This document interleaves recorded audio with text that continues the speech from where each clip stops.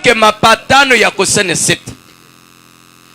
Vous savez, tous les politiciens, Munajua ba Kishasa bote, quand il y a des accords, wakati kuko kupatana, chaque fois on va commencer à vous souvenir. kila mara batanza Non, non, kukumbusha. souviens-toi de ce qu'on avait dit. Mukumbuke ile tulipatana. Souviens-toi, ce que tu fais, ce n'est pas ce qu'on Ukumbuka s'est ile dit. unataka yeye. Haina ile Donc, la tulisikilizana. convention à la montagne Manake kupatana mulimani était que Dieu ne peut plus parler ilikuwa ya kwamba Mungu ashisemi s'il a un message kama iko na qu'il le ujumbe donne, qu'il le donne au prophète, ailete na nabii, que quand le prophète na viendra, wakati nabii atakuja vous avez signé.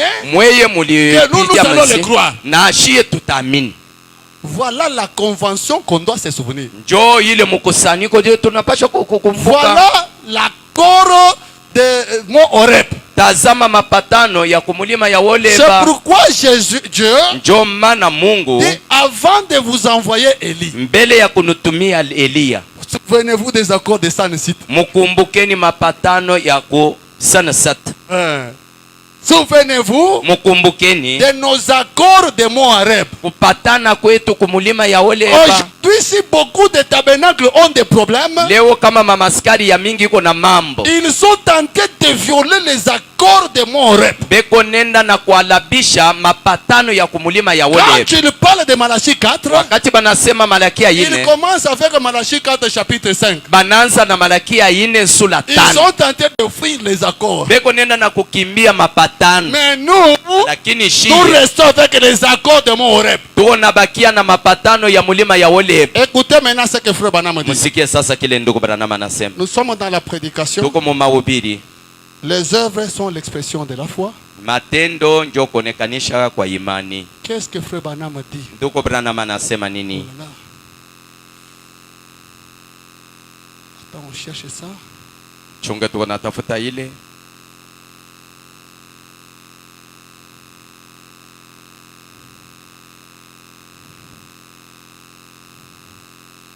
Les accords de Sanicite.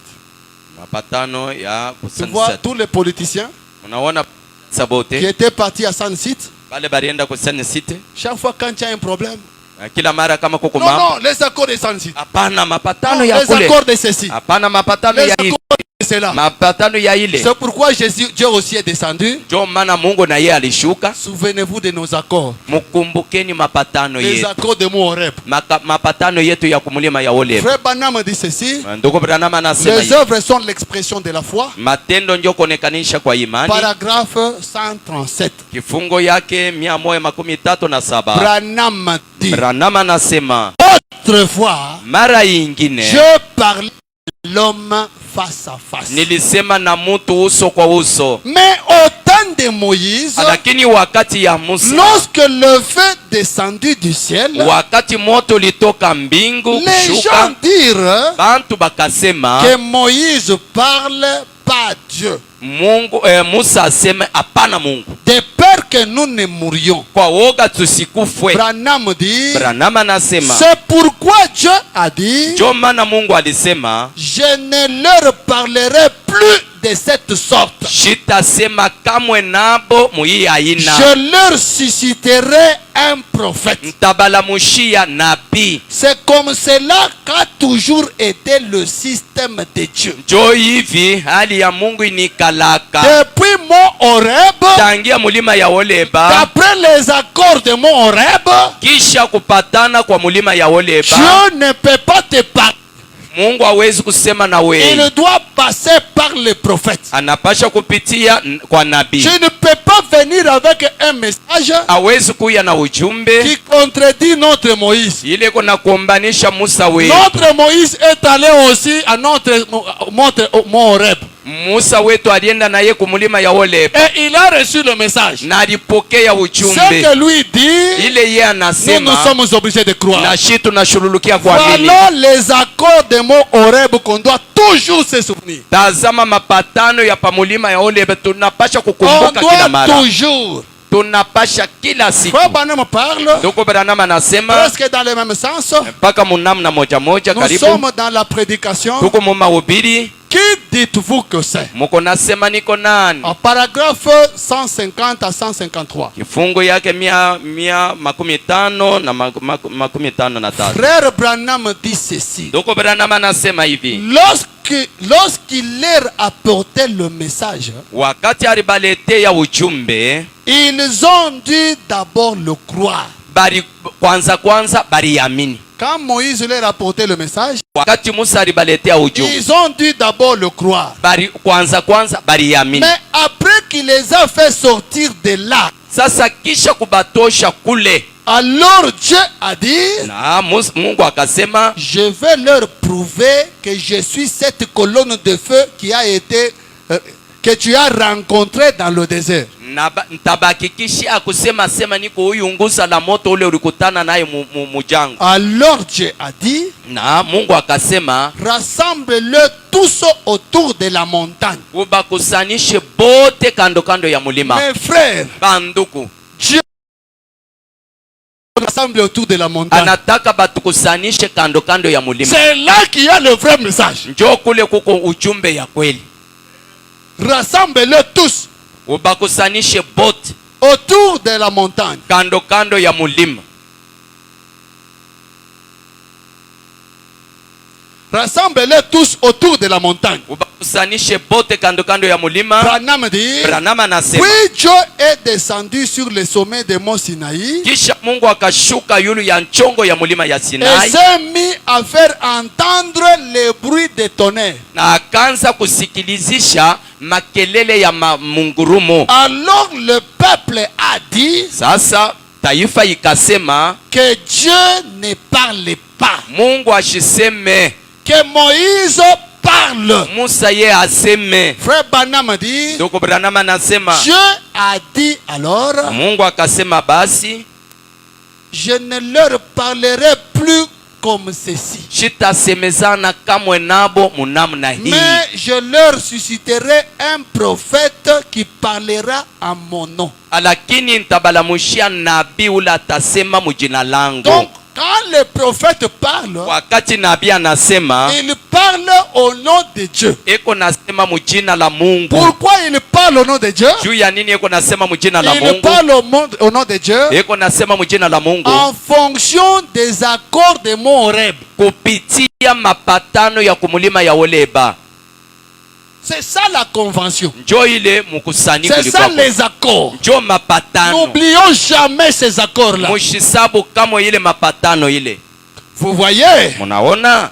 Ainsi, Hivi nous découvrons que c'est ce que Dieu a toujours fait. tunavumbula ya kwamba njo ile Mungu anikalake kunafanya. Pourquoi n'ont-ils pas pu voir cela au commencement? Juu ya nini habakuwezi kuona ile kumwancho? Branham dit, Nama nasema, ils ont vu toutes ces choses, baliona bile bintu byote, mais ensuite, kisha yake ils ont murmuré contre le message bakanungunukia qui ujumbe les conduisait à la terre promise, ile ilikuwa nabapeleka kuinchi ya malako,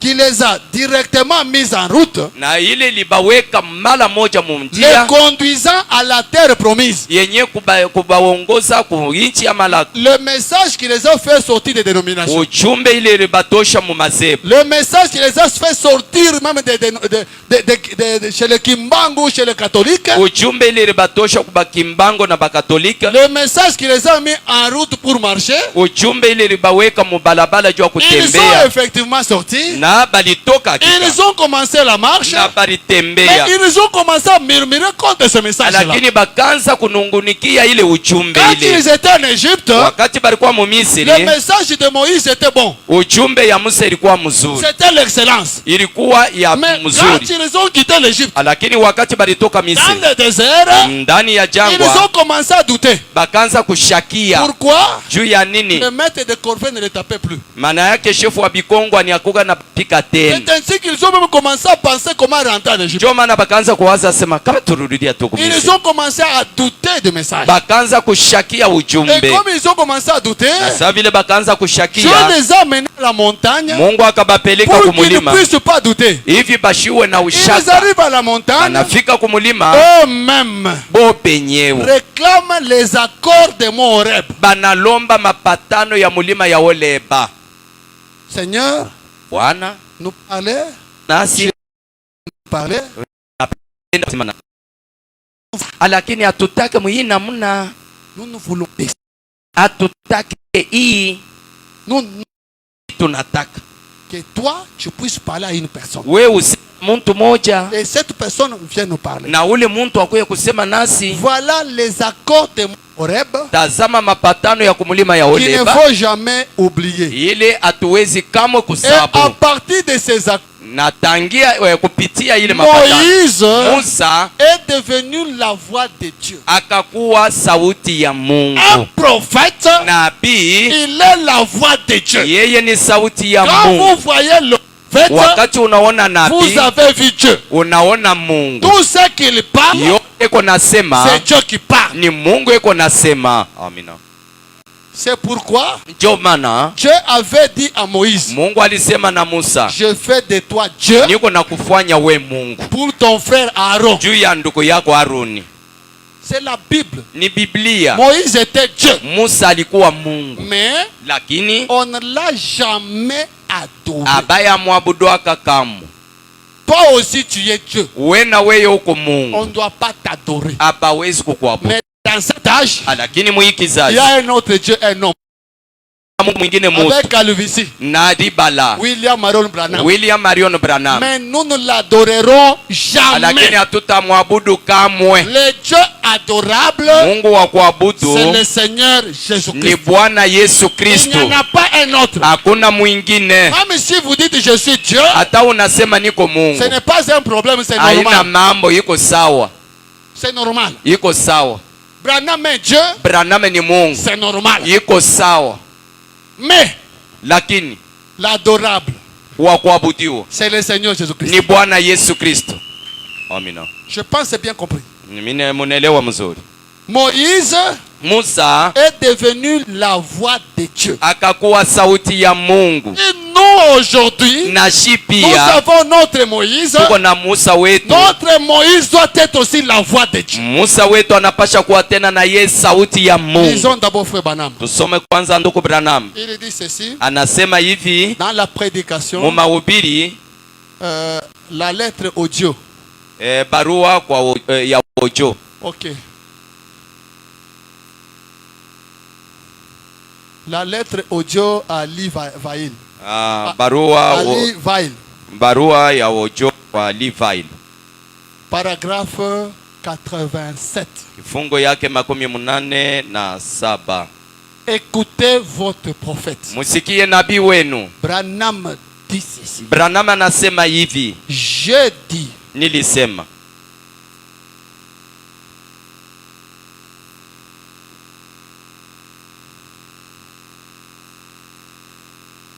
Frère Branham commence d'abord ici. Ndugu Il dit Branham ceci. anaanzia kwanza hapa. Il parlait avec un homme. Alikuwa anasumbulia na mtu. Il a dit, Alisema eh bien, na vous pourrez bien vous faire passer pour un Dieu. unawezi mzuri kudipitisha sawa Mungu. Cet homme-là parle à Branham. Ule mtu anasema na Branham, Tu peux te faire passer pour un Dieu. wewe unaweza kudipitisha kusema sema kwa Mungu. Vous pourrez bien vous faire passer pour un Dieu. Unawezi kudipitisha mzuri juu ya kuwa Mungu. Alors j'ai dit, Na nikasema, Jésus n'a-t-il pas dit que les prophètes étaient appelés de Dieu?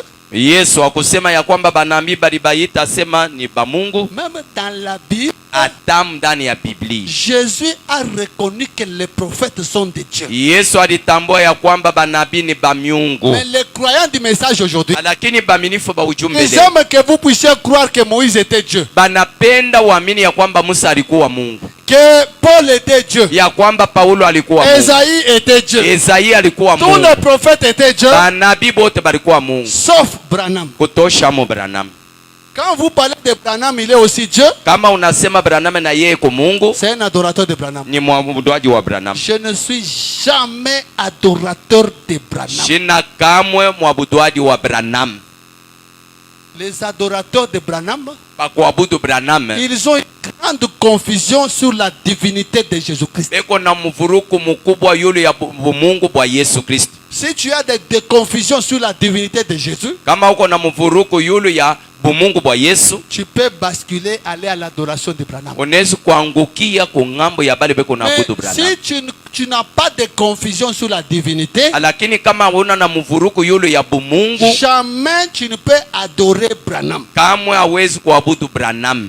On peut dire tout ce qu'on peut dire, Banaweza kusema yote, banaweza mais kusema, l'adoration, tu n'adoreras jamais. lakini kuabudu hautaabudu kamwe. C'est pourquoi ici, Ndio maana hapa j'ai toujours répété plusieurs fois nikalaka niko na sehemu na mara que mingi nous n'adorons pas ce corps-là de Jésus. ya kwamba tuabudu ile mwili ya Yesu ile. Si tu comprends que on n'adore pas ce corps-là, Kama unaelewa sema atuabudu ile mwili, c'est une bonne base pour ne pas aller dans l'adoration de ni Branham. msimamo mzuri juu ya kukosa kwenda mkuabudu. Ce n'est pas pour rien que je reviens sur la même chose. Haina juu ya bule, niko narudia yule ya kitu C'est moja parce que moja, je sais la manière dont nous évoluons avec la parole de Dieu. sababu mimi najua namna kani tuko naendelea na neno la Si Mungu. je ne place pas bien l'équilibre, Kama shiweke msimamo mzuri, d'autres personnes peuvent mal comprendre et commencer l'adoration de Branham. batu bingine banaweza kuelewa mbaya bakaanza kuabudu sasa C'est Branham. pourquoi je reviens tout le temps. Nous n'adorons pas le corps de Jésus. Ndio maana niko narudia kila mara atuabudu hii mwili ya Mais Yesu, nous adorons les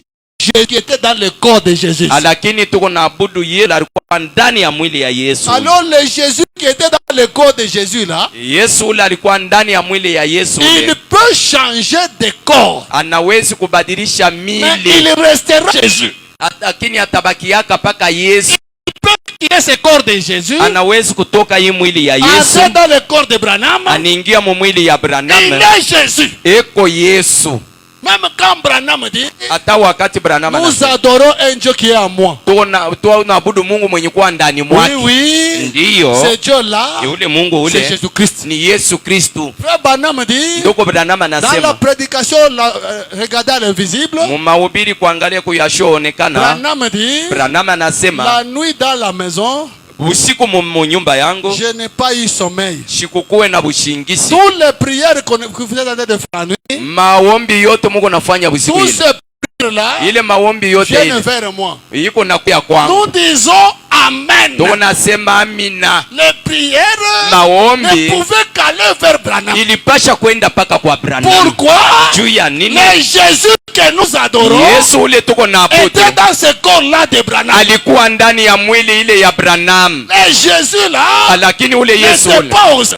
asikwe kumbingu. C'est pourquoi Ndio les maana prières ne pouvaient pas aller au ciel. maombi haikuwezi kwenda Alors kumbingu.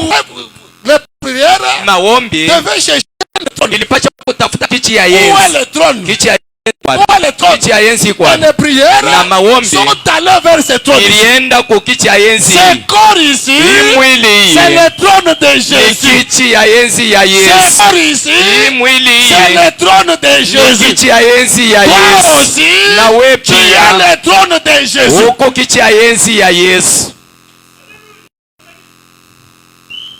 Branham dit, Branham anasema nous adorons un Dieu qui est en nous. tuko naabudu Mungu mwenye kuwa ndani mwetu.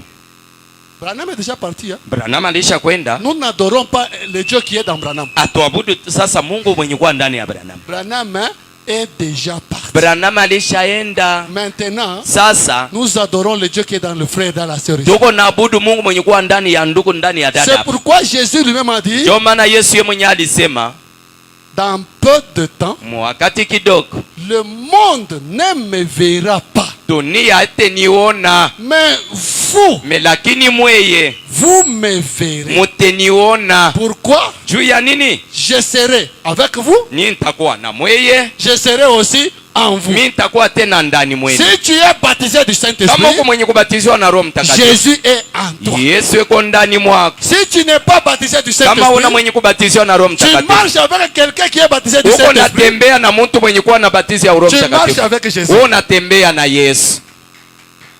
C'est pourquoi Jésus lui-même a dit, Ndio maana Yesu yeye mwenyewe alisema Le monde ne me verra pas. dunia haitaniona. Vous, Mwei vous me verrez. mutaniona, Parce que sababu je serai avec vous. mimi nitakuwa na mwei.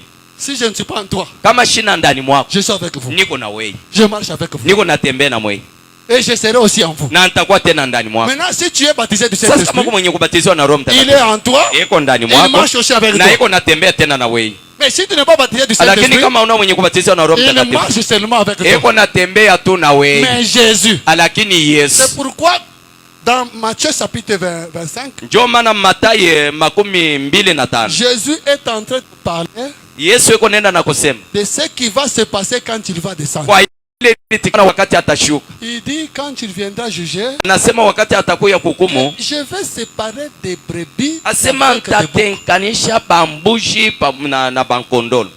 Je mettais mes brebis à droite, Ntaweka bankondolo yangu les kuume, boucs à gauche. bambushi Je kushoto. dirais aux brebis, Ntasema na bankondolo, entrez, mwingie, entrez. mwingie. Pourquoi? Juu ya nini? Pourquoi entrer? Juu ya nini kuingia?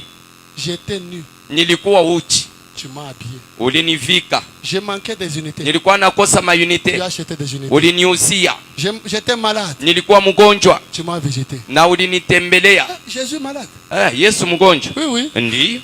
j'étais malade, Nilikuwa mgonjwa, tu m'as visité. ulikuwa kuniona. Jésus dit, Yesu anasema ces gens-là vont se poser des pale questions. bantu batajiuliza, Seigneur, Bwana, Seigneur, Bwana, il regardait ça. balikuwa naangalia hii. Seigneur, quand avons-nous vu à l'hôpital me visiter? Wakati gani tulikuona mgonjwa kwa hospitali tunakuwa Et kukutembea? il pensait que Jésus Bo balikuwa na waza ya kwamba a Yesu seulement cet aspect ici. iko paka na hii umbo Il hii, n'a qu'un seul trône. iko paka na kiti ya enzi Et moja. pourtant, Nayo Jésus a multiplié. Yesu alishidisi makiti ya enzi. Quand Wakati gani? Jésus donne la réponse. Yesu analeta jibu.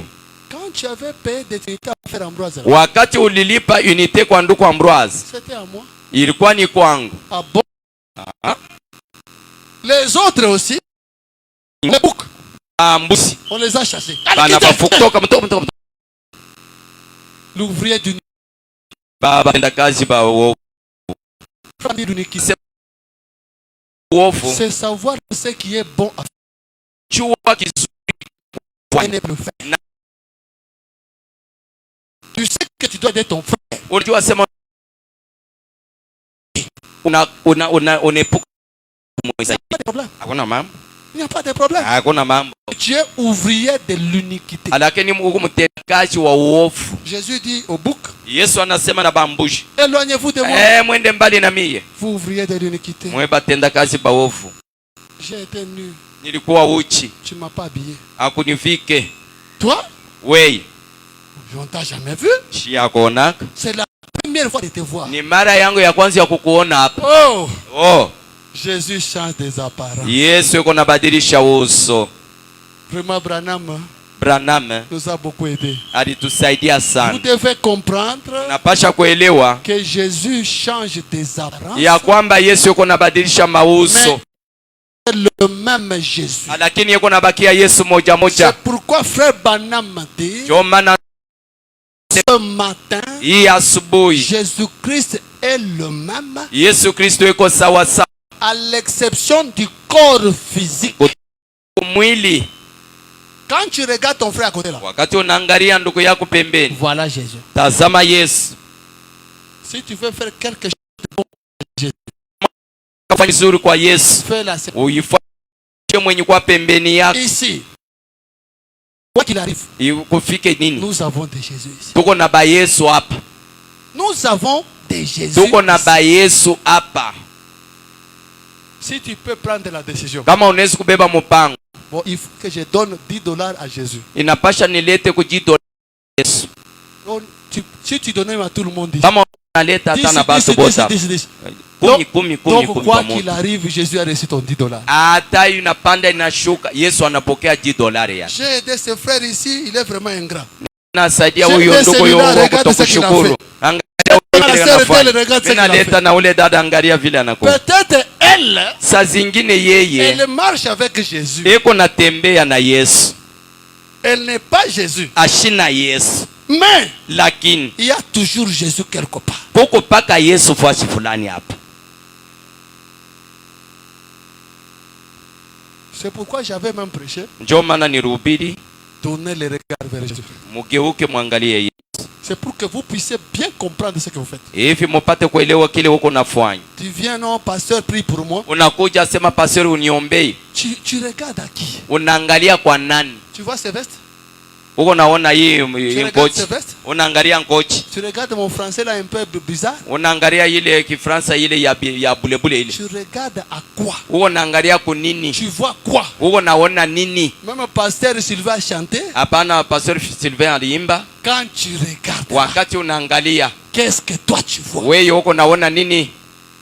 Tu regardes ton frère. Unaangalia ndugu yako. Tu vois quoi? Uko naona nini? Tu regardes ta soeur. Unaangalia dada yako. Tu vois quoi? Uko naona nini? Même la femme que tu as sur le lit là, Hata bibi uko naye pa kitanda. elle peut être Jésus. Anawezi kuwa Yesu. Non, non, akabibi taza kapika. Non, non, celle-ci je vais commencer. Kapika, il n'y a pas de problème. Tape là, il n'y a pas de problème. Akana upika ko. Fanya ile unataka. Je t'encourage même pika ko. Un jour, Lakini siku moja Jésus viendra avec quelque chose de gonflé. Yesu atakuja yenye kuvimba. Seigneur, ça vient d'où? Hii inatokea Tu wapi? m'as beaucoup tapé. Ulinipika. Moi?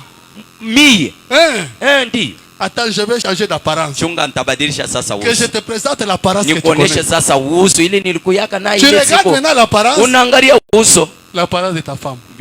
Uso ya bibi yako. Seigneur, je ne savais pas. Oh Bwana shukuki wake. Jésus va te dire, Yesu atakwambia, moi je t'avais donné un pasteur. mie nilikupatiaka Il pastori, t'avait dit alikuambiaka que je change d'apparence. ya kwamba niko nabadilisha C'est mauso. vrai ou c'est faux? Iko kweli wala Oui, bongo? c'est vrai. Ndiyo ndio kweli. Et là c'est fini. Hein? Na pale kunaisha. Bon, rentrons dans notre message. Turudie mu ujumbe yetu. Cet homme a dit, Ule bwana akasema, eh bien, frère Branham, na ndugu Branham, vous pourrez bien vous faire passer pour un Dieu. unaweza kujipitisha kuwa Mungu. J'ai dit, Nikasema, Jésus n'a-t-il pas dit que les prophètes étaient appelés de Dieu? Yesu akusema ya kwamba banabii bali bayita ba miungu? Vous appelez Dieu ceux à qui venait la parole de Dieu. Mungu naita Mungu bali ambayo neno la Mungu iko nafikia. Ne les a-t-il pas appelés de Dieu? Akubayite ba miungu? Vous voyez, messieurs, Unaona bwana? Dieu cette fois-là sur la montagne Mungu ile mara ile yulu ya mulima a donné depuis le mont Sinaï, alileta tangia kumulima ya Sinai, a donné depuis le mont. aliunguluma kule kumulima ya Sinai, Et les gens ont dit na bantu balisema que Dieu ne parle pas, Mungu que Moïse parle. ashiseme, Musa ye aseme. Et Dieu a dit, Na Mungu alisema, je leur enverrai des prophètes. ntabatumia banabii. Vous voyez, Munaona. un prophète. Nabii moja Ainsi, hivi il parle au travers de eko nasema kupitia Branham dit, Branham anasema, et ce prophète devient la voix de Dieu pour le peuple. na huyu nabii anakuwa sauti ya Mungu juu ya taifa. La voix de Dieu est un homme. Sauti ya Mungu muntu. Un prophète, Nabii il est la voix de Dieu pour le peuple. ye ni sauti ya Mungu juu ya taifa. Quand tu rejettes le prophète, Wakati unatupa nabii, tu as rejeté la voix de Dieu. unatupa sauti ya Mungu. Non, non, non, c'est un homme. Hapana muntu. Un homme, la voix de Dieu. Ndiyo muntu sauti ya Mungu. Et aujourd'hui, Na leo nous avons aussi un homme, la voix de Dieu. tuko tena na muntu sauti ya Mungu. Branham, Branham il est la voix de Dieu pour nous. sauti ya Mungu juu ye. Selon les accords de mon Horeb. Wala kupitia mapatano ya kumulima ya Quand Oleba. lui parle, nous croyons. Wakati yeye anasema shi tunaamini. Je me souviens le vendredi, le dimanche, j'avais lu une là-dessus. Mimi nakumbuka mjuma nilisoma andiko Là où pale. Branham lui-même nous montre Pale Branham yeye mwenyewe anatuonesha que lui, Branham, il est la voix de Dieu pour nous. ya kwamba ye Branham ni sauti ya Mungu Et juu quand il yetu. a parlé, Ya wakati alisema il a commencé à hésiter. Il a trouvé que akaanza c'était fort. kushaki, asema anaona saa ilikuwa ya Il a nguvu. commencé à s'excuser. Akaanza kulomba buluma vile. L'ange est descendu Malaika anashuka pale pale pour le obligé à répéter la même chose. C'est selon la convention Ni kupitia ou mapatano selon les accords de Moreb. wala kupitia mapatano ya kumulima ya Peu Oleba. importe là où vous pouvez aller, Aizuri pale we utakuwa. n'oubliez jamais les accords de Moreb. Ushisabu kama mapatano ya kumulima ya Oleba. Jésus a dit, Malachie 4 dit, Malakia ina avant anasema de recevoir Élie, mbele ya kupokea Elia souvenez-vous accords de Moreb. ukumbuke sasa mapatano ya Oleba. La prédication, ma commission, Kazi yangu paragraphe 40. kifungo yake 40. Frère Branham, votre prophète, dit ceci. Nabii wenu anasema hivi. Eh bien, je suis juste votre frère. Na niko tu ndugu yenu. Branham était un homme très humble. Branham alikuwa mtu mnyenyekevu Dieu sana. l'a tellement élevé, Mungu alimnyanyua mais sana lui fournissait un effort pour descendre. na ye alikuwa anafanya nguvu yote juu ya kushuka. C'est ce qui crée beaucoup de confusion dans les têtes des gens. Ndio kunaleta mvuruko mingi mubicho ya batu.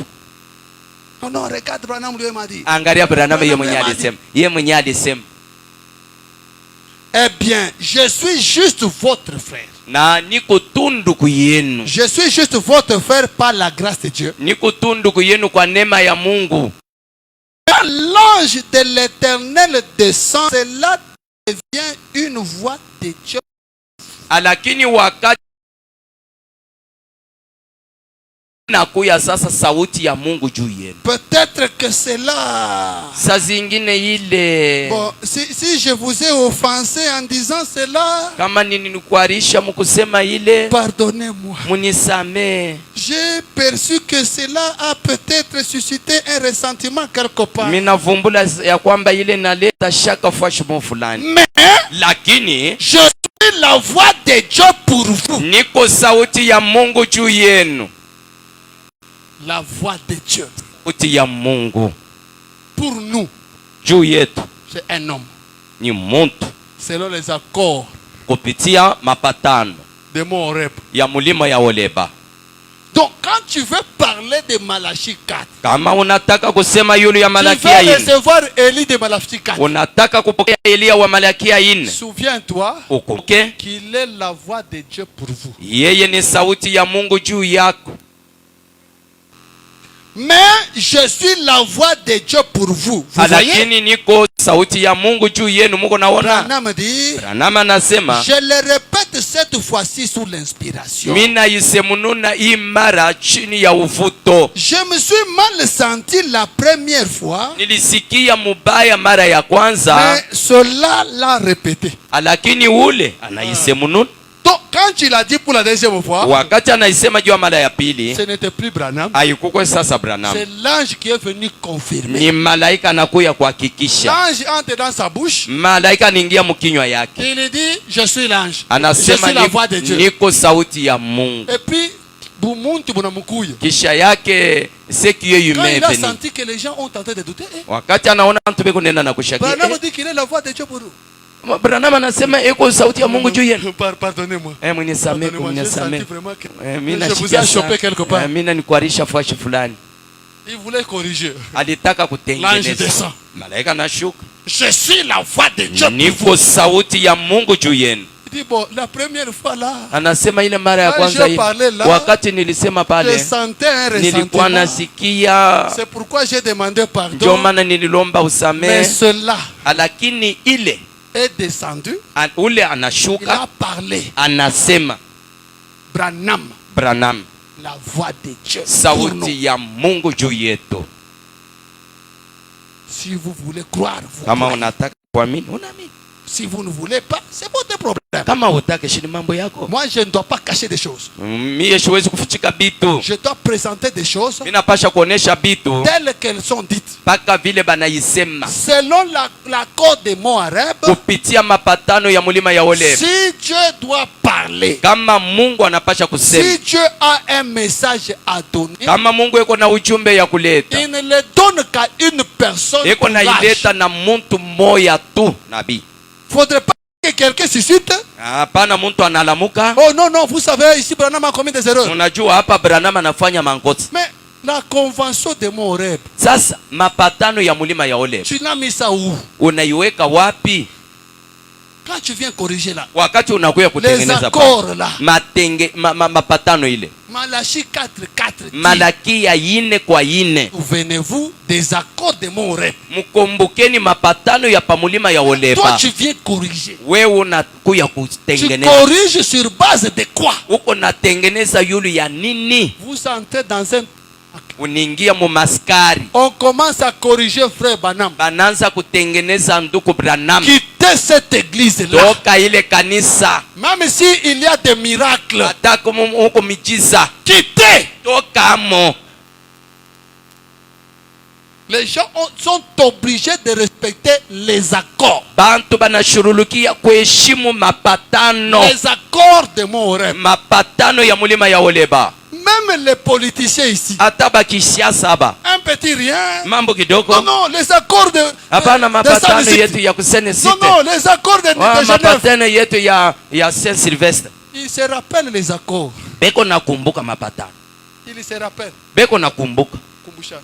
Beko nakumbushana. Quand toi tu oublies, on vient te Wakati rappeler. wewe unasabu banakuwa Ce kukumbusha. n'est pas comme ça qu'on s'était convenu. Aina hivi tulisikilizana.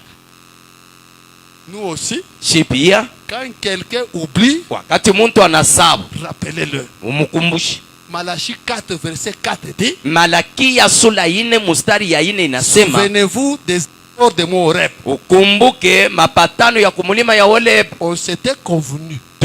Tulisikilizana. Dieu voulait commencer à parler. Mungu aanze kuye kusema. Dieu voulait commencer à Mungu parler. alitaka aanze kusema. Nous avions refusé. Shi tulikatalaka. Nous lui avons dit, Tulimwambia. pas cette procédure-là. Ile munendo hapana. Dieu aussi, Na ye Mungu il a accepté. Et alitikia. Dieu a dit, Na Mungu alisema désormais, tangia leo. désormais, Tangia sasa je ne mie peux pas violer les accords. siwezi kufunja mapatano. Pourquoi dans Malachie 4 il dit, Ndio maana Malaki vous, je kumbukeni. ne peux pas violer les accords. Siwezi kualabisha mapatano. Depuis ce temps, Tangia ile wakati je respecte les accords de Horeb. Mungu eko neheshimu mapatano ya pamulima ya C'est Horeba. pourquoi dans Amos 3 il dit, Ndio maana mu Amos 3 anasema je ne fais rien sans révéler les secrets aux prophètes. Mungu ashifanye yote bila kufunua manabii. Ni kupitia mapatano. Mais nous, Lakini sisi pour respecter les accords, jua kuheshimu ça mapatano commence à poser problème. tunaanza kuleta mambo. On entre dans le tabernacle, Tunaingia mamaskari, vous trouvez quelqu'un unakuta muntu qui cherche à corriger les accords de Horeb. eko natafuta tengeneza mapatano ya kumulima ya Non, Horeba. non, ce que frère Branham a dit, ce n'est pas ça. Hapana, hapa ndugu Branham anasema ina hivi. Comme j'avais suivi un audacieux, Sasa hivi nilifuata kwa kiburi moyo hivi. vous savez, Unajua? on peut se marier même entre les noirs et les blancs. Shi tunaweza kuoana beusi na bazungu haina mambo. Non, quand Branham avait parlé là, Wakati Branham alisema voir les blancs, ils sont un peu racistes. unaona bazungu banikalaka paka baki Les accords de Horeb. mapatano ya pamulima ya Horeb. Mes frères, mes soeurs, Banduku yangu na badada yangu, quand un prophète parle, wakati nabii anasema, même si ce n'est pas Dieu qui lui a demandé de parler, hata kama ni Mungu ashimulomba aseme, Dieu se souvient des accords, il met ça en pratique. Mungu anakumbuka mapatano anaiweka mkutendo. Un jour, Siku moja les gens venaient pour arrêter Élisée. bantu balikuwa nakuwa jua kumubamba Elisha. Élisée a eu peur. Elisha akashikia boka. Et ce monsieur vient m'arrêter. Huyu bwana yuko Bloquez na la kwa porte qui n'entre pas. mfunge mulango wa shingi. Il est entré. Aningi. Élisée, Elisha. les malheurs que nous avons ici. Hii wole yote tuko C'est nayo. toi. Ni weye. C'est toi. Ni weye. Non, non, Hapana. non, non, c'est quoi? Oh non, non, Nini? enfin, ne vous en faites Njala. pas. Mushimu. Arrêtez de trembler. Eko nena na Ne me kutetemeka. tuez pas. Mushini uweko. Demain, Kesho. demain, il y aura de la Kesho nourriture. kutakuwa chakula. Unataka tucheze? Tu veux nous jouer se jouer de nous. Demain. Kesho. Parce que tu me vois ici, je cherche à te taguer. Aju unaniona hapa ndio chakula itakuwa kesho. Demain. Vya kweli kesho. Même si Dieu ouvre au ciel les fenêtres, Hata Mungu anafungula madidishi ya mbingu. demain, Kesho. tu allais même dire à la fin de l'année. Demain, Uliwezi kusema kumwisho ya mwaka même si kesho. Dieu ouvre. Hata Mungu anafungula. Ah bon? Ah, Tu doutes? Unashakia? Mais je suis lié aux accords, non? Mimi nishakuungana na mapatano. Ça va? Ça va? Ndi? Comme tu as refusé, Savi unakatana. tu verras ça. Utaiona. Mais écoutez, Lakini kuikula. je maintenant regarde les accords. Mungu anaangalia sasa On mapatano. s'était convenu. Tulipatana. Il a parlé ce que moi je n'ai pas dit. Iwe unasema ile mimi sikusema. Le prophète a parlé Nabii ce que anasema moi je n'ai pas dit. ile mimi Mungu Alors je sisema. suis obligé de trouver la solution. Ninashurulukia kutafuta venez jibu. vite, venez vite. Bamalaika mkoye bwepesi. Si ça n'arrive pas, Kama hii haifike, les gens diront c'est un faux prophète. bantu batasema ni nabii wa bongo. Parce que je les ai déjà dit. Sababu nishakubambiaka. Si un prophète parle, Kama nabii anasema ça n'arrive pas. haifiki, Ne l'écoutez plus. mshimushikie C'est kama un faux. ni wa bongo. Comme il a déjà parlé. Sabi ashakusema Si ça n'arrive pas, kama haifike, ils vont appliquer l'autre écriture. batabeba andiko yingine. Ange, trouver la solution. Bamalaika mpate jibu. Les anges sont en réunion. Bamalaika baliingia mu mkusanyiko. Que faire Tufanye nini pour que demain, hivi kesho il y ait la nourriture? bakuwe na chakula? Les autres, Bengine créons des bruits. tufanye makelele. Créons des bruits du côté des Samaria. Tuumbe makelele ku ngambo ya On a Samaria. créé seulement les bruits. Banaumba tu Là où il y avait makelele. beaucoup de nourriture, Kule kulikuwa chakula mingi. les Syriens ont entendu le bruit. Basuria bakashikia makelele na kufa. Les Juifs viennent nous tuer. Fuyons. Bayuda banaanza kwa kutuua, tukimbieni. Mbio. Automatiquement, les autres anges sont allés maintenant à la porte. Pale pale sasa bingine banenda Là kumlango. où il y avait les lépreux. Kule kulikuwa Vous êtes ici bukoma. comment? Nini? Vous êtes ici comment? Mungu hapa je? Allez d'abord vérifier là-bas. Mwende mbele mchunguze kule. Non, non, non, allez, allez. Hapana mwende. Et même reste comment ça. Na bo benyewe banabakia banaanza Si kuwaza. nous restons ici, Kama tunabaki hapa, nous allons mourir. tutakufa. Si nous entrons à Kama Jérusalem, tunaenda mu nous allons mourir. tutakufa. Mais la nourriture est chez les ennemis. Chakula kuko kubadui. Dieu, Mungu il est le Dieu de tout debout. eko Mungu wa mangambo yote mbili. Dieu en tête d'agir. Mungu eko nenda na kutenda. Bon, que faire? Tufanye sasa nini? Bon, faut mieux que s'il faut mourir que nous puissions Ni mourir. mzuri kama ni kufa tukufa. Comme en Swahili on dit, Nisavyo mu Swahili be unasema. wakufa ongopa que cause. Ula nakufa kaongopaka kuoza. Si tu es déjà mort, Kama ushakufa tu auras peur de mourir. Pourquoi? utakuwa na mboka ya Donc, kuoza. si je reste ici, je vais mourir. Kama nabaki hapa nitakufa. Si j'entre dans le temple, Kama niingia à mu hekalu Jérusalem, mu Yerusalemu je vais toujours mourir. nitakufa tu. Mais chez les ennemis ici, Sasa kubadui huko il y a deux possibilités. kuko ma faida mbili. Je peux mourir Nawezi kufa ou je peux rester vivant. wala nawezi kubakia Donc hai. c'est l'endroit où je peux être un peu sécurisé. Waashi moya nawezi kuwako na ukingu kidogo. Allons là-bas. Twende kule. Ils arrivent, Banafika ils trouvent qu'il y a beaucoup de nourriture, il n'y a personne. banakuta chakula mingi, hakuna mtu hata moja. Qu'est-ce qui se passe? Ni nini Mangez inapitika? vite, mangez vite. Tukulieni Le temps que mwepesi. ces gens-là viennent, Sasa bale bashukui ils ont mangé, pendant qu'ils banakula mangeaient. banakula. Oh, les Syriens risquent d'arriver. Sasa Allons cacher la banaweza kufika. nourriture. Twende tufuchike chakula. Ils sont partis cacher. Banenda banafuchika. Ils ont caché, ils étaient Banafuchika fatigués. banachoka. Ils avaient la peur est terminée. Balikuwa na boka Les inamalizika. Syriens ne venaient toujours pas. Na basiri abakwe na kuya. Mais quand même, Sasa nous sommes bien rassasiés. shi tunakula tunashiba mzuri. Mais là-bas, Jérusalem, Sasa kule ku Yerusalema kule kwetu kule. ils ont toujours la faim. Beko paka munjala. Cette journée ici, Hii siku hii. c'est une journée de la bonne nouvelle, non? Siku ya habari njema hapa. Même si on nous a rejetés dans notre Ata famille, balitutupa mu inchi yetu. même si on ne veut plus de nous, Ata batutaki. qu'on aille leur dire Twende tubambie. que nous avons trouvé la bonne nouvelle. Asema tunapata habari Nous njema juu avons yenu. trouvé le message qui nous enrichit. Tunapata ujumbe yuko na tutatarijisha. Et ils sont partis là-bas. Na balienda kule.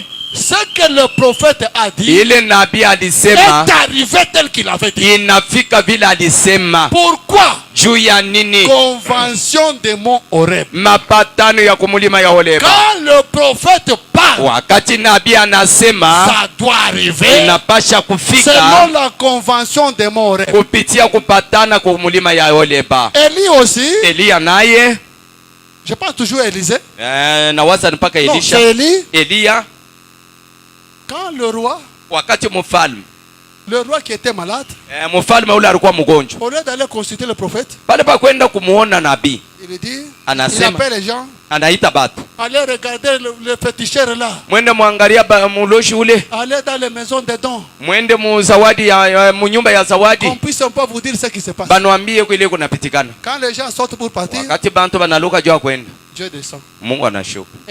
Elia. Regardez cet homme ici. Angalia huyu bwana. Il a envoyé des gens là-bas. Anatuma bantu kule. Va leur dire. Wende ubambi. Comme ils m'ont négligé. Sasa hivi bananibeula. Comme le roi m'a négligé. Sasa hivi mfalme ananisula. Il va mourir. Atakufa. Il sort. Anatoka. Il rencontre les messagers. Anakutana na bajumbe. Vous allez là-bas.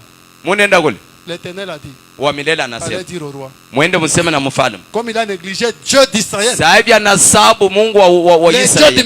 Mungu wa ujumbe. Il commence à courir derrière les maisons de dons. Anaanza kwenda mu manyumba ya zawadi. Il va mourir. Atakufa.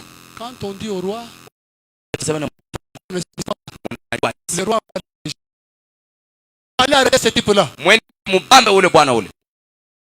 Banafika pale. Il trouve Élie sur la montagne. Élie ya mulima. Élie ne disait rien. Élie. Eh, toi, homme de Dieu, descends. Ouais, allez, shuka. Jésus, Dieu n'avait pas dit à Élie, dis ça. Dieu. Il n'avait pas dit ce qu'il fallait dire. Il reste seulement comme ça. Quand on l'a beaucoup menacé, il tourne. Si je suis serviteur de Dieu, quand vous l'avez dit, en descendre. Il n'avait pas prié. La voix de Dieu. Que le feu descende. Dieu regarde. Convention de Horeb. Le feu est descendu. Mon frère. Regardez Paul. Timothée vient vers lui. Regardez ma maladie ici. Non, pour cette maladie. Va prendre un peu l'alcool. Et Dieu a accepté. Il faut connaître qu'est-ce qu'un prophète. Et nous aussi, le nôtre nous dit, croyez seulement ce que moi je dis. Dieu va me juger moi. Que Dieu dise quoi? Que la Bible dise quoi? Comme la voix de Dieu a parlé. Ça doit rester ainsi. Je me souviens d'une écriture. Lisons la Bible.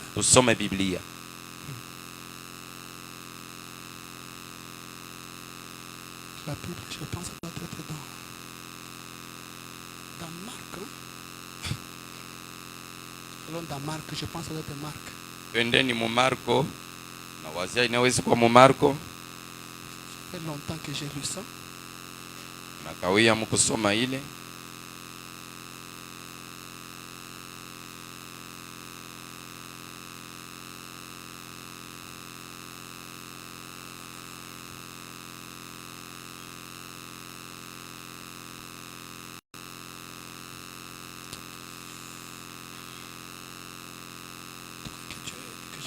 Un peu vite.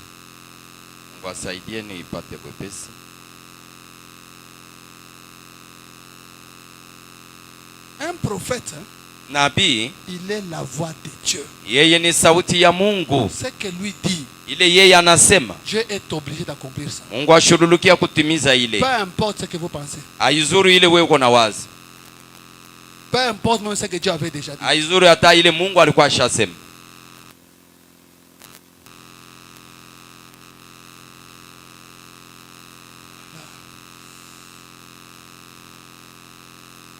Voilà. Marc chapitre 10. Marko sura yake ya 10.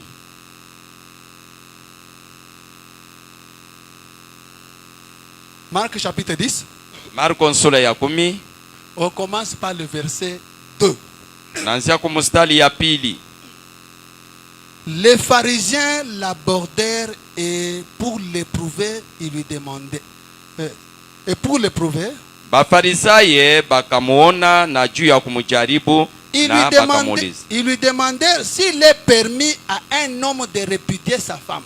Bakamuuliza kama inaruhusiwa kwa mume kukatala bibi yake. Il leur répondit, akabadibu, que vous a prescrit Moïse? Musa aliniandikiaka nini? Moïse, dit-il, a permis d'écrire une lettre de divorce et de la répudier. Musa bakamwambia alituruhusia kumwandikia mukanda ya kukatalana na kumukatala. Et Jésus leur dit, na Yesu akabambia, c'est à cause de la dureté de votre cœur que Moïse vous a donné ces préceptes. Ni sababu ya moyo wenu mugumu njo ile Musa alinipatiaka hii kanuni. Mais au commencement, de la création, lakini kumwanjo ya kuumba, Dieu fit l'homme et la femme. Mungu akafanya mwanaume na C'est mwanamke. pourquoi l'homme quittera son père et sa mère et s'attachera à sa femme. Ndio maana mwanaume atatoka baba yake na mama yake, atambatana na bibi yake. Les deux deviendront une seule chair. Na bote bawili batakuwa mwili moja. Ainsi, ils ne sont plus deux, hivi abana mais kama ils bawili, sont une seule chair. lakini beko mwili moja. Que l'homme donc ne sépare pas ce que Dieu a uni. Muntu ashitenkanishe ile Mungu aliunga. Vous écoutez? Unasikia? Au commencement, kumwanjo, pour Dieu, juu ya Mungu, pas question de divorce. Hakuna mambo ya kukatala. Tu es marié, il n'y a pas question de divorce. Kisha kuoa hakuna kuvunja ndoa. Quand les gens viennent maintenant vers Moïse, wakati sasa bantu anakaya Musa, unaona sasa kichwa nguvu kinapita. Oh, ila tete jure tout ça. Moïse regarde, Musa anaangalia sasa hapa nitafanya nini? C'est vrai, la parole de Dieu interdit. Mbia kweli neno la Mungu iko nakataza. Et maintenant ils veulent toujours divorcer. Sasa saa yote be unakuwa kuniosha sema mpaka kuvunja. Okay, mzuri. Si la femme est têtue, kama bibi yako kichwa maibo, kama unataka kumkatala, umwandikie mkanda. Et comme c'est Moïse qui a dit, ça hivi ni Musa alisema, ça devient la parole de Dieu. Inakuwa neno la Mungu. Ça devient normal. Inakuwa sawa. S'il y avait des gens qui pouvaient douter, kama kulikuwa bantu bale balipasha kushaki. Non. Hapana. Comment Moïse peut dire ça? Kwa namna gani Musa anaweza kusema hivi? Non. Dieu a interdit le divorce. Mungu anakatala kuvunja ndoa. Vous pensez Dieu au ciel il allait taper les mains? Mnajua sema kumbingu Mungu alipasha kupiga mikono? Hapana. Comment tu peux dire comme ça? Unaweza kusema hivi je? Moi, mie je respecte nos accords. Niko neheshimu mapatano yetu. Moïse ici est devenu la voix de Dieu. Musa huyo anakuwa sauti ya Mungu juu yetu. Ce qu'il dit ça devient la parole de Dieu. Maana yake ile iko nasema inakuwa neno la Mungu. Hata ule kumwanjo kulikuwa kitu. Si lui parle, kama yeye anasema ama acha kutenda. La voix de Dieu pour nous. Sauti ya Mungu juu yetu. Regardez dans la Bible. Mwangalie ndani. Il y a des gens qui ont douté. Huko bantu balishakia. Un jour, siku moja, Marie et Corée, Maria na Kore, Marie et Aaron, Maria na Haruni, il se lève et dit, mais c'est pas possible. Qu'est-ce que Moïse nous raconte ici? Musa yeko natuandikisha. Moïse nous dit, Musa yeko natuambia, le mariage mixte, il ne veut pas de ça. Maana yake ndoa ya kuchangana haitaki. On ne peut pas marier quelqu'un qui n'est pas juif. Hatuwezi kuoa mwanamke ashina muyuda. Mais regardez-le. Sasa angalia yeye mwenyewe mfano. Regardez. Angalia. On nous dit que vous devez vivre votre prédication. Tena tuambia sema unapasha kuishi mahubiri yako. C'est ça la prédication du Ndio mahubiri ya Musa yeye anaishi.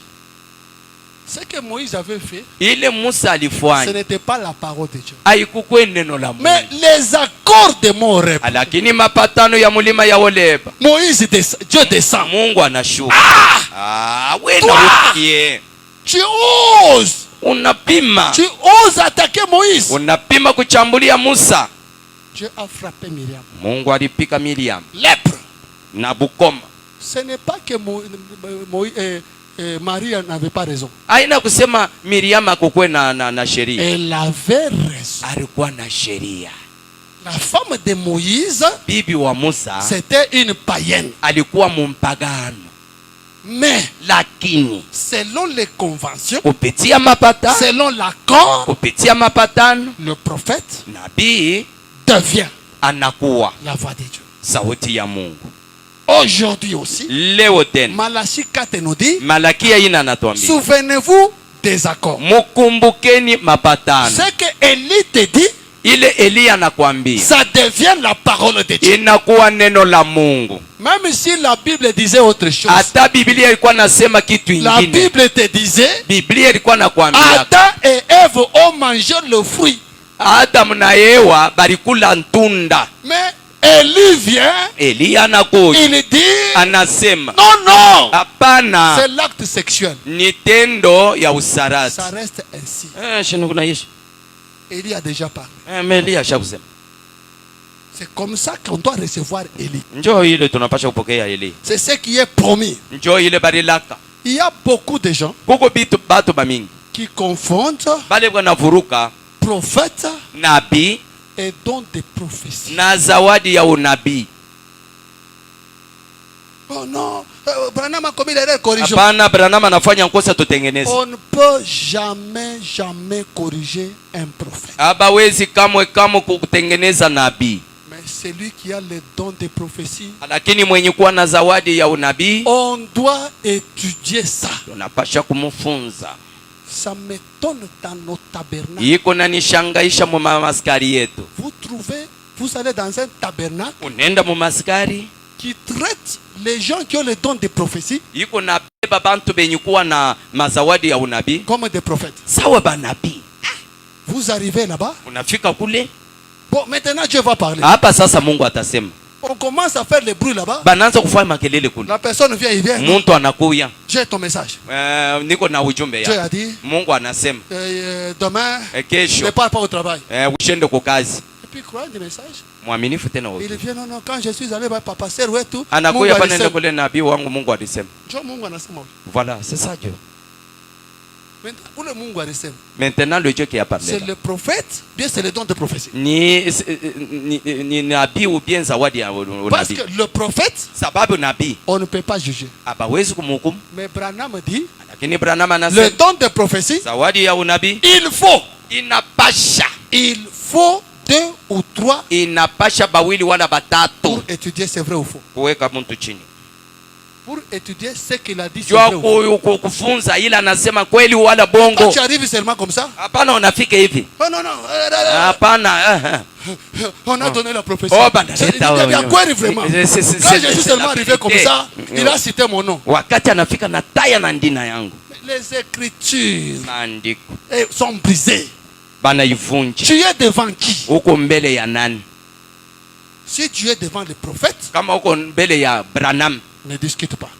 Usifanye bubishi. Mais si tu es devant les dons de prophétie, lakini kama uko mbele ya mazawadi ya napasha kuwepa kuhukumu kufunda.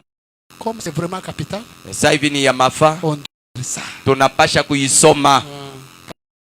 Ne pas confondre haifai kuvuruka un prophète nabii et celui qui a les dons de prophétie. Na kuwa na zawadi ya unabii. Ce qui m'étonne, ile kona nishangaisha dans nos tabernacles, mu mamaskari yetu, il y en a qui appellent Branham prophète, huko bingine beko naita Branham nabii, mais qui les traite comme s'il a les dons de prophétie. Lakini beko na mbeba sao mwenye kuwa na zawadi ya unabii. Pour commencer à analyser c'est vrai, c'est faux. Unaanza kuchunguza est-ce que bila nasema vya kweli wala Dans vya bongo. le même tabernacle, na mamaskari moja. Celui qui a les dons maintenant de prophétie, ule sasa mwenye kuwa na zawadi ya unabii, on le considère comme le prophète. Beko na mbeba sawa nabii. Lui quand il parle on croit. Yeye wakati anasema banaamini. Frère, donc Mungu anaonesha kuna buloji. Dieu a montré que tu es un sorcier. Pasteur tu es la buloji. Esprit ya buloji le ka têtu. Roho ya buloji ni kalaka ya kichwa nguvu.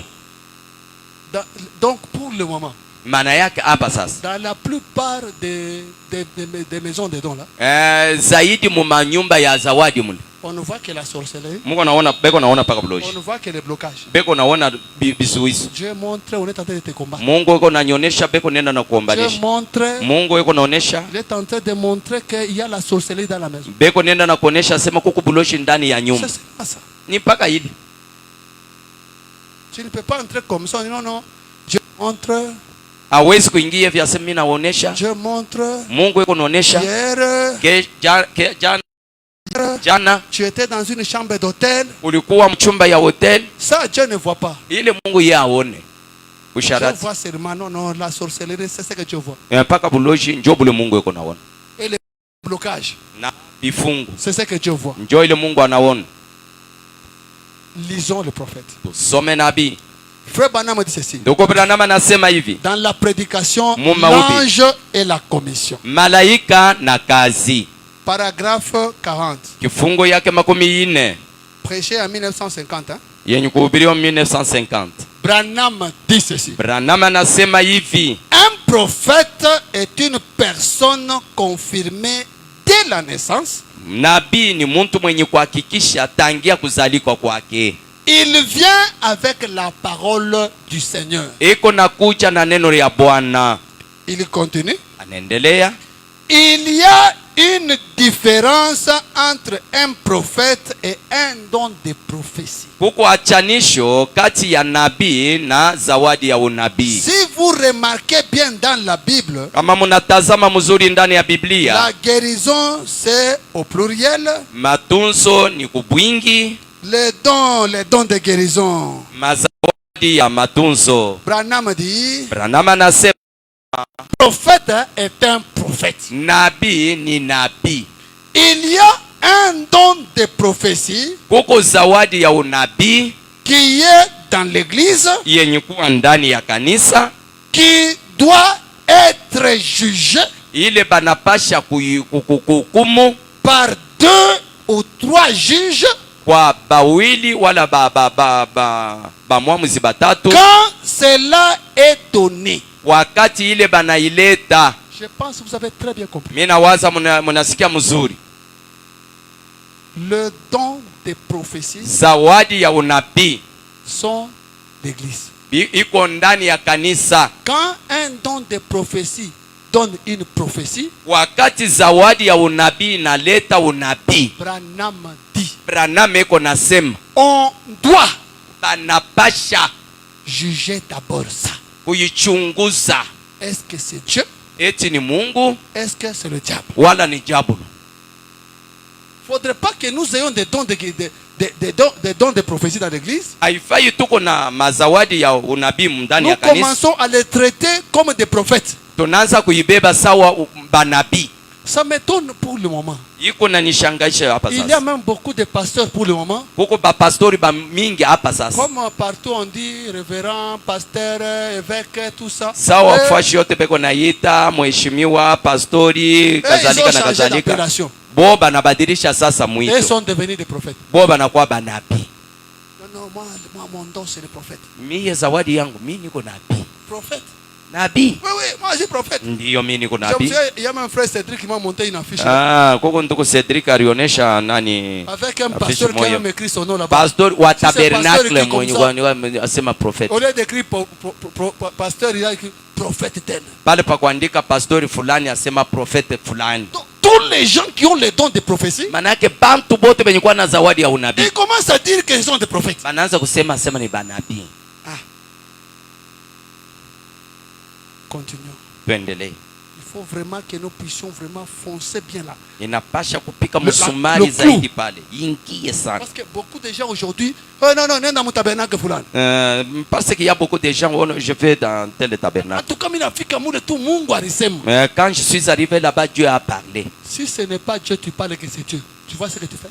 Kama haina Mungu, wewe unasema ni Mungu. Unaona kile unafanya. Dieu parle en ordre. Mungu yuko nasema mutaratibu. La même prédication. Mahubiri ile moja moja. Paragraphe 38. Kifungo yake 38. Ndugu Branham anasema hivi. Il y a 9 dons spirituels dans l'église. Koko mazawadi kenda ya kiroho ndani ya kanisa. Ils peuvent être par exemple sur cet homme. Inawezi kuwa kwa mfano yulu ya huyu bwana.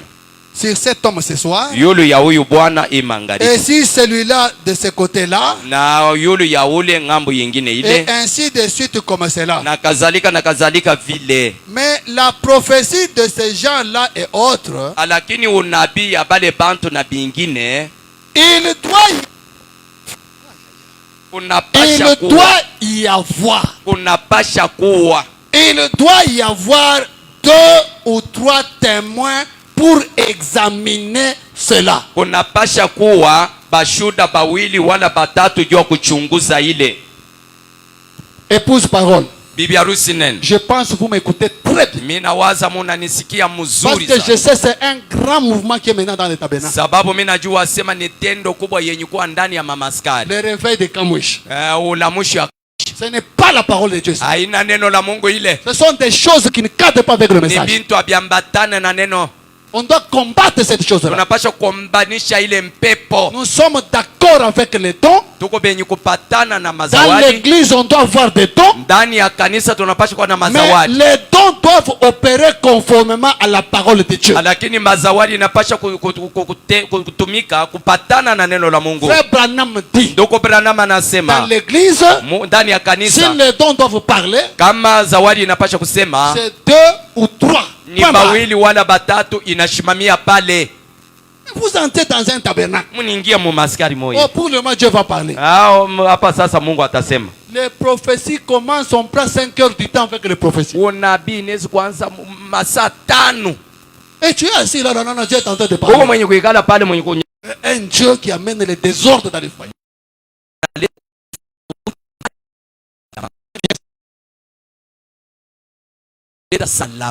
Peu importe ce qu'il y a. Un Dieu qui vient avec le désordre, ce n'est pas Dieu. Un Dieu qui vient pour diviser, ce n'est pas Dieu. Tout ça vous devez connaître. J'arrive, on prophétise. Il n'y a personne pour juger ça. Et ça, tu viens vite. Pasteur, je suis allé là-bas. On a prophétisé. Qu'est-ce qu'on t'a dit? Non, ta femme, ma femme est sorcière. Ça va? Comme ta femme est sorcière, va dire-le. Non, non, va dire à ces gens-là. Dieu était capable de te montrer la sorcellerie. Qu'il sort cette sorcellerie. Non, leur Dieu là est capable de voir la sorcellerie, mais incapable d'enlever la sorcellerie. Il constate seulement. Quand Makaja kwa endeke, si tes travaux ne marchent pas, ton enfant est dans un esprit mauvais, et c'est fini. C'est fini, Dieu a parlé. Ici, c'est pourquoi mes affaires ne marchent pas. Maintenant, dans la maison, tu as peur de ton enfant. Pourquoi Dieu avait parlé? Si Dieu parle, il va te donner la conduite. Comme il est sorcière, bien comme ton enfant est sorcier, fais ceci, fanya ile, fanya hii, na ile roho itaenda. Et quand tu vas le faire, na wakati utaifanya, l'esprit est parti, na roho mchafu inenda, vous restez en paix. Unabakia msalama. Mais on te montre la sorcellerie. Sasa banakuonesha buloji. Un petit problème arrive dans la maison. Mambo kidogo inafika mu nyumba. Mungu anaonesha kuna bukonfi bwa nguvu. Dieu me montre beaucoup de combats.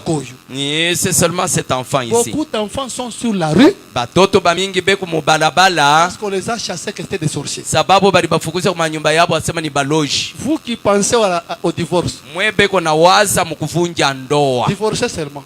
Muvunje ndoa. Dès que vous divorcez, vos enfants auront la sorcellerie. Wakati mnavunja ndoa batoto yako batajikuta mbalabala. Non, non.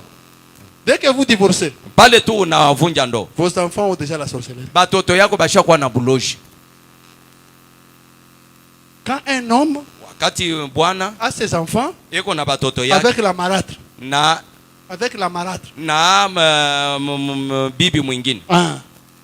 Maintenant, cette femme-là, sasa ule bibi ule n'aime pas ses enfants-là. Ashipende bala batoto. Maintenant, quand la femme va à l'église, sasa wakati mwanamke yeye anenda kwa kanisa, elle veut que le pasteur puisse dire quelque chose qui va lui plaire. Anapenda pastor aseme kitu fulani ya kumfurahisha. Maintenant, comme le pasteur aime gagner la confiance de la sœur, sasa hivi pastor anapenda kupata tumaini ya ule dada. Dada, makaje na biendeke. Ma sœur, ces derniers temps, vos affaires ne marchent pas. Mungu ananipenda sana. Dieu vous aime beaucoup. L'enfant de ton mari là, il est sorcier. La plupart des enfants du mari sont des sorciers. Zaidi batoto babwana bamingi ni baloji. Ces enfants, on a eu la sorcellerie où? Batoto bale balipata buloshi wapi? On a découvert comment qui sorcellerie. Namna kani balivumbula aseme kuna buloshi. Un pasteur a découvert ça. Ni pastori yeye ndio anavumbula. Maison de dons. Nyumba ya zawadi. Donc tes propres enfants, manaka batoto yako pas de sorcellerie. Hakuna buloshi. Seulement les enfants de marâtres. Paka batoto ya mbanda wako. Ils sont beaucoup en ville ici. Beko ba mingi humo beaucoup d'échecs, c'est toujours le même problème. Bale bakalokota ba mingi ni mambo moja moja. Oh non, papa et maman ils avaient divorcé. Hapana, baba na mama balikatalana. Bale papa na kwa bibi mwingine. Quand papa s'est remarié. Jo papa na sema mimi kona buloji wanifukuza. C'est pourquoi papa a dit que je suis sorcier, c'est pourquoi on m'a chassé. Papa, unafukuza mtoto jua nini? Baba, unafukuza mtoto jua. Oh non, kwa église prophétie a bien kweli. Non, à l'église des prophéties sont sorties. Il y a même des prophéties qu'on achète. Hein. Je suis pasteur, je vous dis. Il y a des prophéties qu'on achète. Quelqu'un arrive là-bas. Il rentre dans la maison des dons. Frère. Il n'a pas d'accord où laisser. Je voulais prendre. Cette sœur résiste un peu. Mais cette sœur-là résiste. Demande un peu à Dieu. Si Dieu peut donner, ça sera bien. Prends les $100. Ne vous appelez pas, on vous a prié. Il va dans la maison de dons. Il rentre. Dieu a montré. C'est ta femme. On appelle la sœur. Sœur. Volonté ya Mungu abaikatanaki hapa. Mapenzi ya Mungu on ne peut pas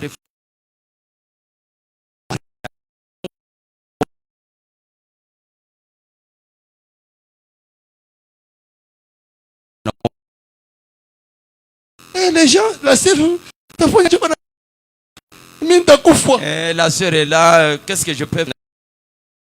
Elle entre dans un mariage à cause des prophéties. Sababu ya munabii. Il y a une différence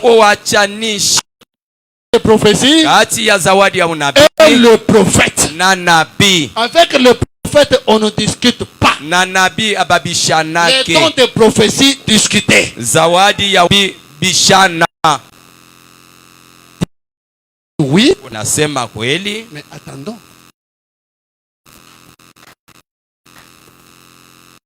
Ambroise ici est témoin. Ambroise lui aussi témoin. À l'époque là, il est wakati ile. Un frère qui avait des problèmes avec une sœur dans l'église. Kuna mambo na dada moyo mkanisa. Sasa hivi alikuwa Kiombo. Il m'appelle pasteur, viens. Ananiita pastor, kuja. J'arrive à la maison. Mimi nafika kwa nyumba. Frère, c'est on pasteur wetu Mungu anaonesha. Oh, mon pasteur, Dieu m'a montré. Il t'a montré quoi? Anakuonesha nini? Mungu anaonesha ule sœur ule kwa kipande kibaya na kukombanisha sana. Cette sœur là est dans un mauvais esprit et elle est en train de nous combattre. Je sens moi qu'il y a quelque chose qui mimi nashikia ndani mwangu. Il insiste, non, cette sœur là. Non, paka ule dada ule. C'est vrai ça. Mbia kweli ile. Oui, pasteur, hapa na kutolérer maman moi moje. Il faut kumfukuza mon église. Chasser là de l'église. Je vois la sorcellerie de quelqu'un. Mungu yuko na uloshi kwa mtu. Il donne la conduite chasser de l'église. Analeta monendo kufukuza ule dada mkanisa. Et ça vient vers un homme moi ici. Na inakuya kwa mtu sawa. Dans la parole. Mikulu yote mbili ndani ya neno. Je regarde. Naangalia. Pour ne pas blesser le frère. Juu ya kukosa kunani kuvunja ndugu. Vous savez la parole de Dieu dit. Unajua neno la Mungu iko nasema. Il faut le témoignage de 2 ou 3 personnes. Inapasha ushuhuda ya bantu bawili wala batatu. Je vais rester aussi à genoux. Nitabakia na mimi kwa magoti. Que Dieu me le dise. Mungu anyambie kwa mimi. Non, vous savez il bloque la marche de l'église. Hapana, iko nafunga mwenendo ya kanisa ndio. Maushuhuda ya bawili wala batatu. Je suis parti. Mimi naenda. Quelques jours après, c'est un jour après. Pastori kuya kwe. J'arrive. Mimi nafika. Il vient ici. Binti wangu. Qu'est-ce que tu as vu? Unaona nini? Non, mais tu as vu la nuit. Mimi naona dada ule alikuwa anafanya hivi. Ah bon? Non, hein? Vous voyez? Va, il n'y a pas de problème. Je suis parti. Mimi naenda. 2 jours après, pasteur viens. Nyuma mbili. Mon épouse parle. Bibi yangu, sema ile uliona. Nous vivons des choses nous les pasteurs. Je vous parle d'une chose réelle, vraie, dans notre église. Mon épouse parle. Pasteur, pasteur, j'ai vu cette sœur-là. J'ai dit oui, oui. Le mari dit déjà, ça fait trois témoignages. J'ai dit non, non. Ça, c'est une seule maison. Il faut qu'elle soit d'ailleurs. Pas dans une maison. Non, non, pasteur. Comment tu as de faire des choses comme ça? Tu encourages le mal. Pendant ce temps, quand j'arrive à l'église, la sœur sorcière là, elle ne connaît même pas ce qui se passe. Mais pasteur, comment est-ce que tu as je la regarde. Si elle le savait, elle veut nani, et laisser cette famille partir. Parce que pour la famille, soit elle reste, la sœur part. Soit la sœur doit partir et vont quitter. La sœur ne comprend rien. Moi, je sais s'il y a un mauvais esprit. On veut manipuler les pasteurs. On ne peut pas me manipuler. Les dons ne peuvent jamais me manipuler.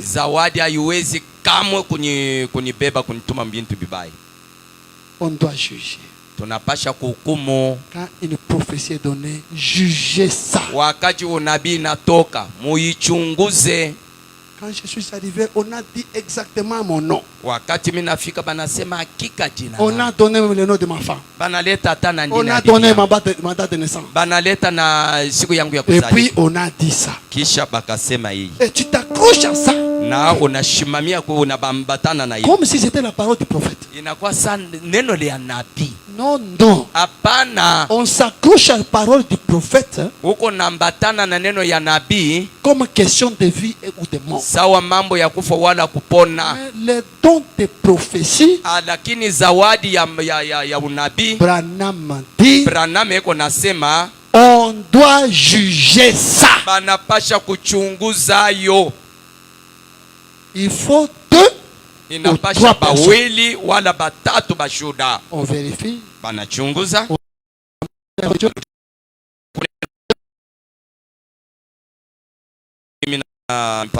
Quand elle a donné, j'ai ramené la parole de Dieu. Qu'est-ce qui se passe? Elle s'est sortie. Oui. Quelle est la conduite? Quelque chose cloche. La parole de Dieu dit, venez à moi tel que vous êtes. Sorcier doit venir à l'église. Les bandits doivent venir à l'église. Les pécheurs doivent venir à l'église. Ils doivent venir pour que l'église les aide. Mais si la prophétie arrive, on doit chasser les gens comme ça, il y a quelque chose qui cloche.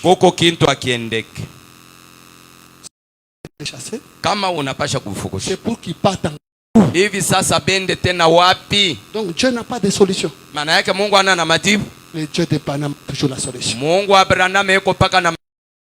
Pas de problème qui arrive. Le Dieu de Branham a la solution. Nous avons notre convention, nos accords de Mont-Horeb. On doit croire ce que le prophète dit. Si Dieu a à dire quelque chose, il doit le dire par le prophète. Les dons, les voies secondaires, ne viendront pas avec un message pour corriger ce message. C'est juste peut-être dans la conduite. Oh non, bon, tu cherches à voyager. Dieu montre que tes voyages là n'est pas bon. Là, ce sont des voies secondaires. Ça ne contredit pas la voie principale. Je pense que c'est bien compris. Nawaza ni yenye kuelewa vizuri. Vous qui aimez aller consulter là. Mwe balipenda kwenda kuona manyumba ya zawadi. Je me souviens, me parler de l'histoire de quelqu'un aussi. Mina kumbuka tena hadithi ya muntu. Vous savez, moi je ne suis jamais contre les dons. Munajua mie shipingane na mazawadi. J'ai aimé que l'épouse parole nous soyons bien assis d'abord dans le message. Mina penda bibi harusi neno tukwe benye kuikala mzuri mu ujumbe. Maintenant que nous sommes bien assis dans le message, wakati tuko benye kuikala mzuri mu neno, nous allons maintenant susciter les dons secondaires. Sasa tutaanza kulamusha sasa mazawadi ya pili. Il y en a ici. Iko hapa. Mais en tant que pasteur, je ne voulais pas trop les faire monter. Lakini sawa pastori shitake kuipandisha zaidi. Il faut que les gens soient bien assis. Inapasha bantu bakuwe benye kushimama mu neno. Maintenant que vous êtes bien assis dans la parole, sasa hapa muko benye kuikala mzuri mu neno. On va commencer à les mener par cette voie là petite. Tutaanza kwenda mu ile njia ile kidogo kwa kidogo. Il y a des gens qui ont tendance à penser que moi je combats ça, je n'aime pas ça. Koko bantu beko mawazo ya kusema semini niko na kuombanisha ile. Ou que je ne crois pas ça. Wala mishamini ile. Alors non, il peut quitter, oh non, il a un petit problème, vite. Anezi kutoka yeko na mambo mbio anenda kwa mfano. Je suis allé dans une maison de dons. Oh, mimi nenda mu nyumba ya zawadi. On m'a donné la conduite là-bas. Oh, bananipatia uongozi kule. On me racontait notre partie. Barikuwa na sabia nani kipande ingine. Une autre personne était aussi partie. Moto mwingine na yeye alienda. Oh non, ça ne marche pas. Oh, abitembei. Bon, nikimbie mbele chimwambie pasteur. Je peux fuir sans il est allé consulter. Anenda kuona. On dit tu as bien fait. Banamuonesha unafua mzuri sana. Dieu montre que tu dois mourir au cours de la semaine ici. Mungu anaonesha sema ulipasha kufa mukando ya juma. Alors il faut amener l'argent, il faut amener ceci que vous savez le service. Kuleta fedha, ulete hii na hii. Maintenant l'argent qu'on demande, il n'en a pas. Sasa fedha ile banalomba yeye ananaye. Tomber la période qu'on avait de prière. Inaanguka mu ile wakati tulikuwa na maombi hapa. Les jours qu'on lui dit qu'il va mourir là, il est vite à l'église, il vient prier. Sema atakufa anakuya hapa mbio njoo anakuwa kumbele kukuomba. Oh Seigneur, que la mort me trouve même dans l'église.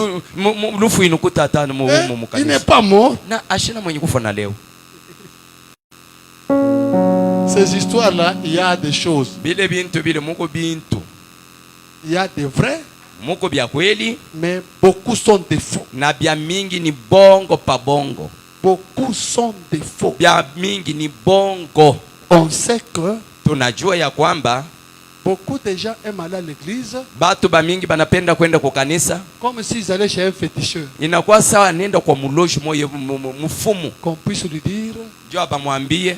Si hier tu n'as pas dormi, kama jana akulali, c'est parce qu'il y avait un chat qui est passé sur la toiture. Sababu kulikuwa mpushi alipita pa nani pa malati. Oui, c'est vrai. Bia kweli.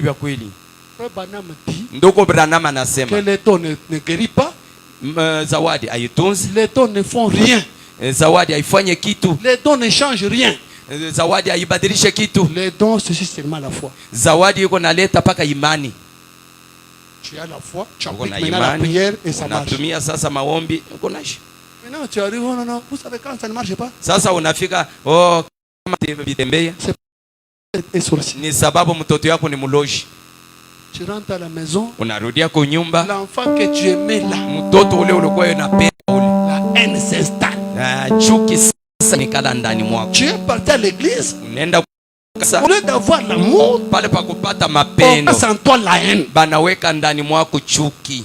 Akatoto vraiment. Cet enfant-ci. Akatoto. Cet enfant. Et puis cet enfant il vient maintenant me demander le minerval. L'enfant ne comprend rien. Mtoto yo ayoki. Papa change, il commence à taper l'enfant tout le temps. Baba anabadilisha anaanza kupiga mtoto kila wakati. Qui est à la base de ça? Nani mwenye kwa mambo ile? L'église est maison des dons. Kanisa na nyumba ya zawadi. Les dons qu'on n'a même pas étudié, examiné. Zawadi ile abakuchunguze. Ou les prophéties qu'on n'a pas examinées. Wala unabii ile abakuchunguze. Chaque prophétie, kila unabii, on doit l'examiner. Banapasha kuichunguza. C'est la parole de Dieu. Ni neno la Mungu. Même vous qui avez des dons, vous devez comprendre comment ça fonctionne. Munapasha kuelewa namna kaniko natumika. Parce que je sais dans beaucoup de tabernacles, sababu mimi najua mamaskari ya mingi, beaucoup de pasteurs ont eu des problèmes avec les gens qui ont des dons dans l'église. Ba pastori ba mingi balikuwa na mambo na bantu benye kuwa na mazawadi mukanisa. À cause de ça. Sababu ya hii. Il vient te dire, anakuya anakuambia, Dieu a dit, Mungu anasema désormais que frère Ambroise ne puisse pas interpréter. Tangi hapa sasa ndugu Ambroise ashaanza kutafsiri. Ça va, il n'y a pas de problème. Kuna mambo. On doit d'abord étudier ça, analyser ça. Tunapasha mbele kuchunguza hii na kuona ile. Hapana. Vous doutez mon don à moi. Mwe Mungu nashakia zawadi yangu. Ce n'est pas ton don. Haina zawadi yako. C'est le don de Dieu. Ni zawadi ya Mungu. Le Dieu qui t'a donné le don. Mungu ndiye alikupatia zawadi. Il nous a dit, alituambia, quand tu parles comme ça, wakati unasema hivi, 2 ou 3, bawili wala batatu, qu'on vérifie un peu. Bachunguze kidogo. Mais toi tu ne veux pas qu'on vérifie. Sasa wewe hautaki bachunguze. Non, il y a quelque chose qui cloche. Hapana, kwa kintu akiendeke. OK. Que le Seigneur bénisse. Bwana anubariki.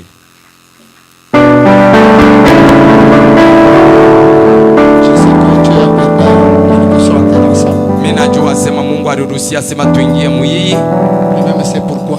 Yeye mwenyewe anajua juu ya nini. Sinon c'est la parole de Dieu. Lakini ni neno la Mungu. Et tant que berger, sawa mchungaji, on doit